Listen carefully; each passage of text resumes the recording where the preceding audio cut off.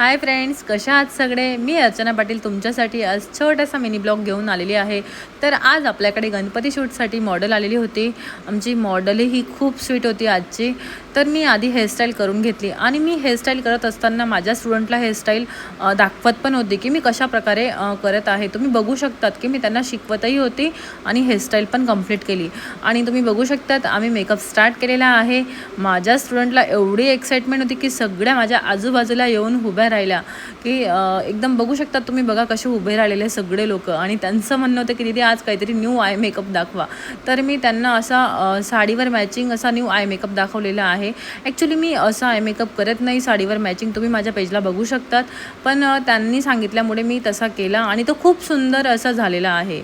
तर आमचा makeup complete करून आम्ही हेअरस्टाईल करत होतो। हेअरस्टाईल आम्ही कंप्लीट केली आणि मॉडेल फ्लावर्स आणायला विसरून गेलेली होती। मग आम्ही दाराशी जे फ्लावर्स होते आपले तेच तोडून घेतले आणि त्यांचंच तिच्या हेअरवर डेकोरेशन केलं। तर तुम्ही बघू शकतात खूप सुंदर अशी हेअरस्टाईल आणि मेकअप हा कंप्लीट झालेला आहे। आम्हालाही खूप आवडला, माझ्या स्टुडंटला पण खूप आवडला आणि मॉडेललाही खूप आवडलेला आहे। तर आजचा जो आपला मेकअप आहे तो गणपती शूटचा मेकअप होता। तुम्हालाही गणपती शूट करायचा असेल तर प्लीज मला DM करा। आपण गणपती शूट आणि मेकअप असं खूप कमी चार्जेस घेत आहोत मेकअपचे। तर पटापट सगळ्यांनी बुकिंग करा शूटसाठी। आणि तुम्हाला आजचा मेकअप लुक कसा वाटला हे मला कमेंटमध्ये नक्की सांगा आणि प्लीज फॉलो करायला विसरू नका।